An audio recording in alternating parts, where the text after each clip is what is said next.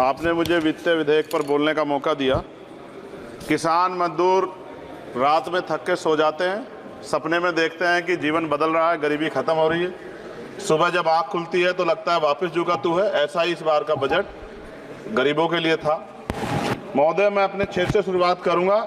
मेरा क्षेत्र नगीना बाढ़ प्रभावित है, कोई चर्चा नहीं हुई। किसान आम आदमी परेशान है, कोई चर्चा नहीं हुई। गन्ना मिल समय पर पैसा नहीं देती है।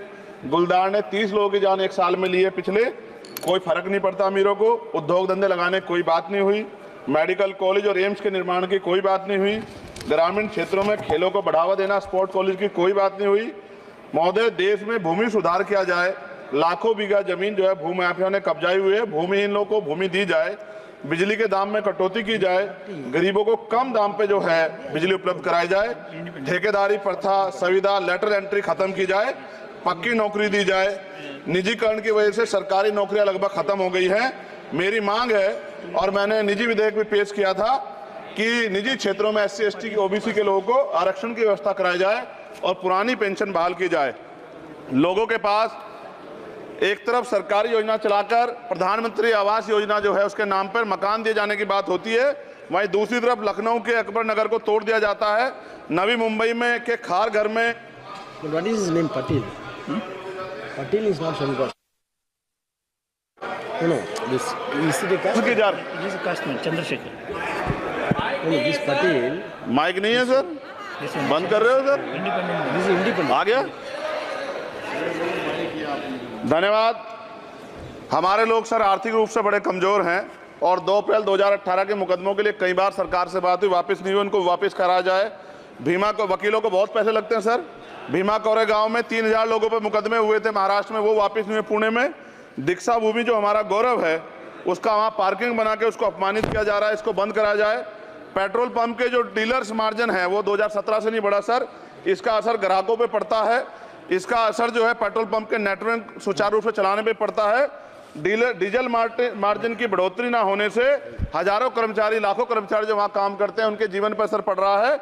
सहारा का में 10 करोड़ जमाकर्ता का लाखों करोड़ों रुपए जमा है। कंपनी बंद हो जाने के कारण 10 लाख से ज्यादा एजेंट बेरोजगार हो रहे हैं, नौकरी कहीं है नहीं। भुगतान ना होने के कारण जमाकर्ताओं के द्वारा एजेंट पर जबरदस्ती भुगतान कराने का दबाव बनाया जा रहा है, जिसके कारण 5000 से ज्यादा एजेंटों ने आत्महत्या कर ली है। सभापति महोदय, उत्तर प्रदेश देश का सबसे बड़ा सूबा है, उसको इस बजट में कुछ नहीं मिला और बहुत सारे मेंबर, 80 के लगभग हम मेंबर जो है उत्तर प्रदेश जीत के आए, ना के बराबर मिला। यूपी में 25 करोड़ से ज्यादा आबादी है। उत्तर प्रदेश के अंदर 5 किलो राशन सरकार दे रही है, लेकिन जीवन जीने के लिए काफी नहीं है। और भी बुनियादी सुविधाओं की जरूरत पड़ती है। अगर इज्जत की जिंदगी चाहिए उसके लिए सरकार के पास कोई उपाय नहीं है। यूपी जब एक बड़ा राज्य है, लेकिन यूपी में भाजपा सरकार की विकास गति बहुत धीमी है।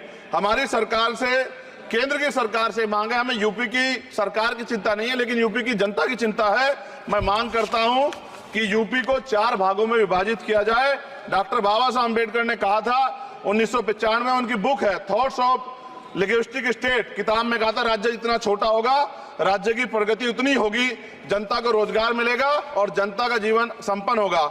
मोदी, एक बात मुझे आपसे कहनी है, आपने भी ये विषय उठाया था जब आप अपनी बात रख रहे थे, शेड्यूल कास्ट के साथ जो धोखा किया गया सुप्रीम कोर्ट के जरिए, आप इस बात को इस तरह समझे। 1.5 साल पहले मैंने मांग की थी, अगर इतना हितैषी हमारे लोग होते तो जब EWF 10% दे सकते हैं तो 5% शेड्यूल कास्ट के उन जातियों को दिया जा सकता था, लेकिन दृढ़ संकल्प और इच्छा शक्ति नहीं है गरीबों के उत्थान की। साथ साथ OBC की जातियां उनको भी दिया जा सकता था। ये जो हमारे साथ खेल किया गया है, ये खेल जो है इसमें बहुत गुस्सा है, सरकार को संज्ञान लेना चाहिए और सत्ता और विपक्ष दोनों जो है अपना स्टैंड क्लियर कर दें, क्योंकि दलित समाज, आदिवासी समाज इसको देख रहा है, वो भूलेगा नहीं। जो उनके गले काटने काम करेगा उनको भूलेगा नहीं।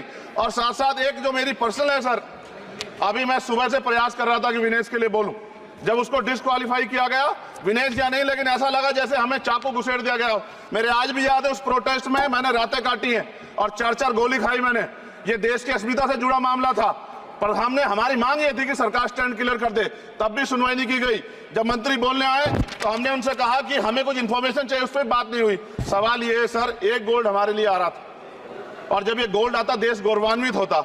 और क्या व्यवस्था थी सर कि उसका वेट बढ़ गया, पता ही नहीं लगा सिस्टम के लोगों को। क्या बेवकूफी की गई है, ये सोचने का विषय है सर। ये बहुत महत्वपूर्ण देश की बेटी का मामला है। ये हरियाणा की बेटी नहीं है सर, वो एक जात की बेटी नहीं है। नहीं है, वो हमारी बहन है, देश की बेटी है। और आपने क्या किया हरियाणा के साथ? आपने हरियाणा का बजट कम किया, जबकि सबसे ज्यादा मेडल हरियाणा लेके आता है। ये गलत है सर, ये धोखा है। हमें इस बात की तकलीफ है कि विनेश जो है इस देश का नाम गौरवान्वित करती, इस देश का नाम बढ़ाती, लेकिन आज जो है अपमान का सामना करना पड़ रहा है। जब हमारे हितों की बात होगी हम जो है समझौता कर सकते हैं, लेकिन जब देश के हितों की बात होगी, बाबा साहब अम्बेडकर ने कहा था हम प्रथम और अंत्य भारतीय हैं। जब देश हितों की बात होगी, महिला हितों की बात होगी, महिला सम्मान की बात होगी, हर अब कीमत चुका देंगे। सरकार के मंत्री ने क्या कहा कि हमने इतने पैसे दिए, एहसान क्या क्या?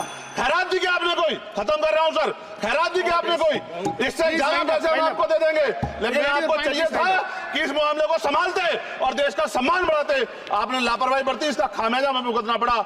मैं आपसे आग्रह करूंगा कि जब वो बेटी देश लौटे सर, जब वो बेटी देश लौटे, रुक जाओ प्लीज वाइंड अप प्लीज। जब वो बेटी देश लौटे, मैं आपसे आग्रह करूंगा कि स्पीकर सर यहां बुला के उसका सम्मान करें। हम सब लोग, वो देश की बेटी है सर, देश के लिए गोल्डन गर्ल है वो, उसका सम्मान यहां किया जाए सर, हमें चाहते हैं। बहुत बहुत धन्यवाद, आपने बात रखने का मौका दिया।